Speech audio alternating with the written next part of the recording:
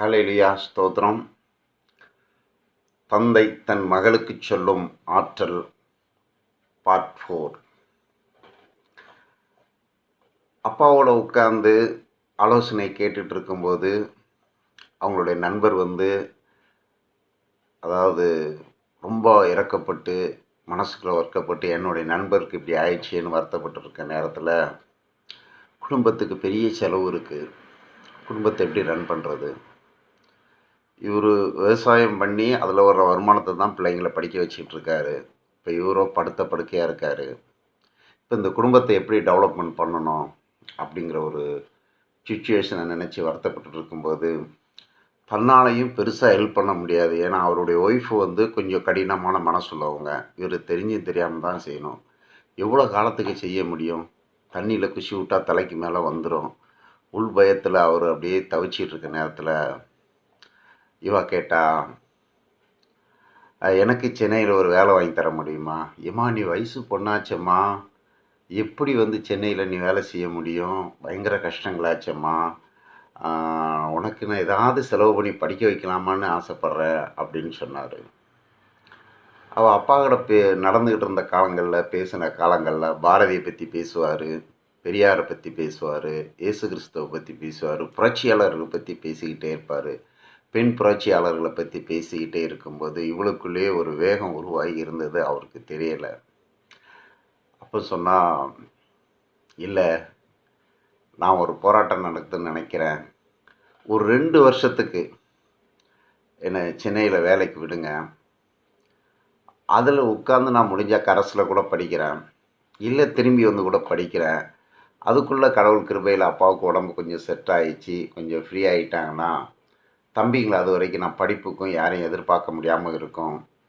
நீங்களும் தெரிஞ்சும் தெரியாமல் செய்தாலும் அது பெரிய பாதிப்பாக இருக்காது. உங்கள் வீட்டுக்கே வேலைக்கு வரேனே அப்படின்னு கேட்டாப்புல. உடனே அவருக்கும் வீட்டுக்கு ஆள் தேவை, அவங்க ஒய்ஃபுக்கு சப்போர்ட்டு. சரி நீ துணிஞ்சு வரா, 2 வருஷம் டைம் கேட்குறா, அந்த 2 வருஷத்துக்குள்ளே நீ ஜெயிக்கணுங்கிறா.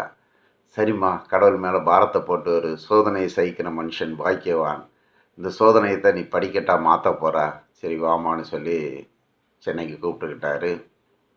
ஸோ பஸ்ஸில் உட்காந்துருக்காப்புல.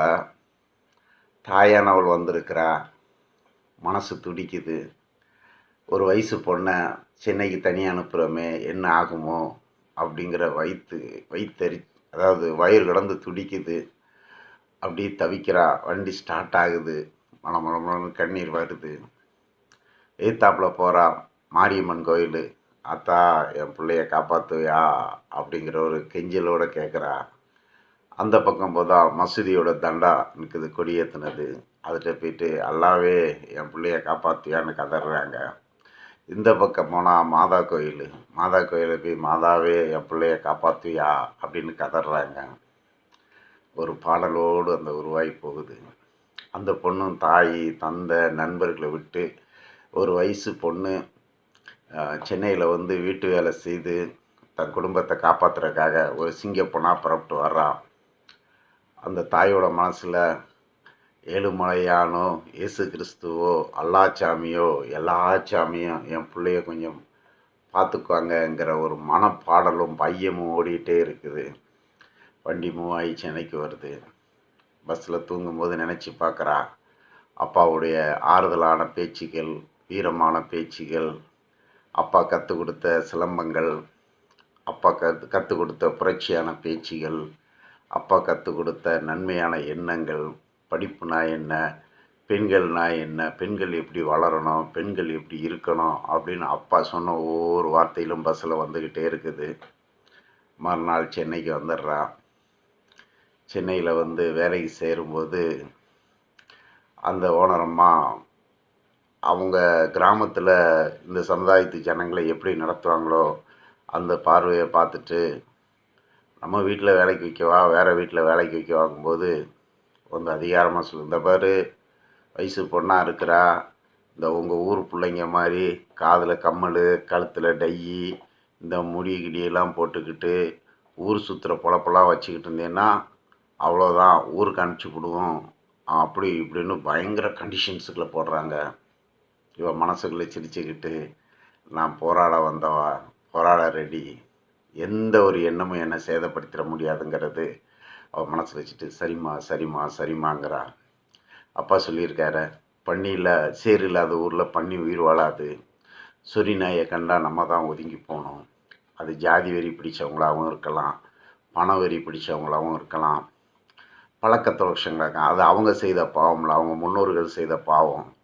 அந்த பாவத்தை தானே புரட்சியாளர்களை எதிர்த்தாங்க, இது தப்புன்னு சொன்னாங்க.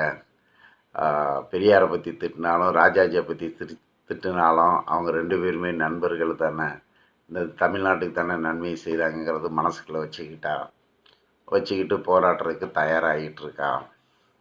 ஒரு வயசு பிள்ளைக்கு என்னென்ன சோதனைகள் வருமோ அத்தனை சோதனைகளையும் அந்த பிள்ளைக்கு வந்துக்கிட்டே இருந்தாலும் அவளுடைய லட்சியம் மட்டும் தான் தம்பியை படிக்க வைக்கணும், அப்பாவை பார்க்கணும், குடும்பத்தை காப்பாற்றணும். அவள் பெண் பிள்ளை இல்லை, பெண் சிங்கமாய் மாறினாள். அந்த வீட்டுக்குள் அவள் வந்தபோது அந்த வீடு பணக்காரங்களால் நினைந்திருந்தாலும் சுத்தங்கிறது ஜீரோவில் இருந்துச்சு. சுத்தங்கிறது ஜீரோ. பொதுவாக வீட்டுக்கு வேலைக்கு வந்த பிள்ளைங்க தனக்குன்னு ஒரு வேலையை கொடுத்தாங்கன்னா அந்த வேலையை மட்டும் செய்வாங்க. இவ அப்படியே இல்லை. இவ அடிமைப்படுத்த தங்களையே ஒப்பு கொடுத்து வந்தவா, ஆண்டவனை நம்பி வந்தவா. ஒவ்வொரு வேலையிலும் தேடி தேடி தேடி தேடி வீட்டை சுத்தமாக முதல்ல வைக்க ஆரம்பித்தா. பெருக்கிறதுலேருந்து, கழுகுறதுலேருந்து, துடைக்கிறதுலேருந்து அந்த வீட்டில் ஒரு குறை இல்லாத அளவுக்கு எடுத்துக்கிட்டு வந்தான்.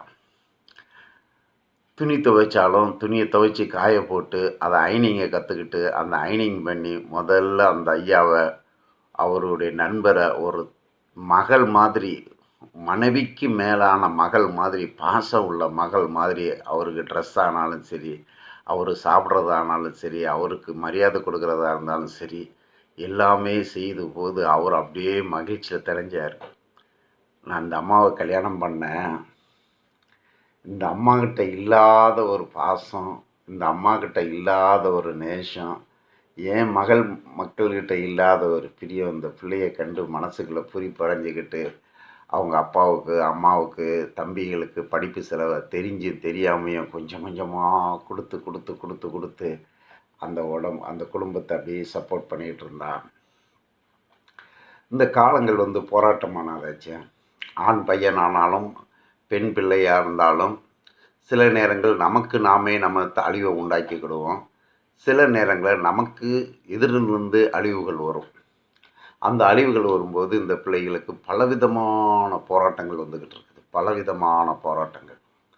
அந்த போராட்டங்களில் எல்லாத்துலேயுமே அவளுடைய எண்ணம், நம்மளுடைய குடும்பம், நம்மளுடைய தம்பி, நம்மளுடைய அப்பா, அது மட்டும்தான் அவள் மனசில் இருந்த தவிர அந்த வயசில் வரக்கூடிய காதல், லவ்வு, ட்ரெஸ்ஸு, மேட்சிங்கு, உலக மார்க்கமான ஒரு வாழ்க்கை, வேலையை கண்டு பயப்படுற வாழ்க்கை, அது எல்லாம் அடிபட்டு போச்சு. அது சொல்லுகிறது, அவங்க நினச்சிருக்க ஒரே எண்ணம், 5இல் வளையாதது 50இல் வளையாது, தொட்டில் பார்க்கும் சுடுகாடு மட்டும்.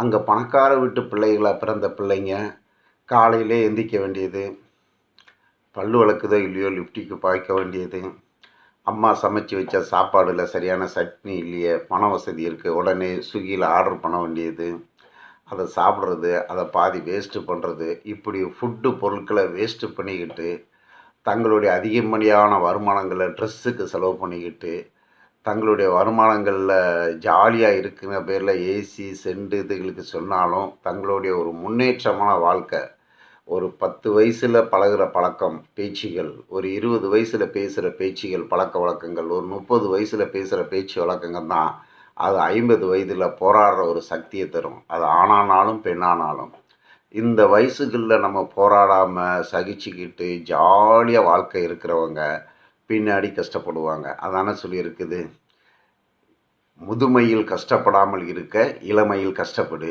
இளமையில் கஷ்டப்பட்டால் முதுமையில் கஷ்டப்படாமல் இருப்பாள்.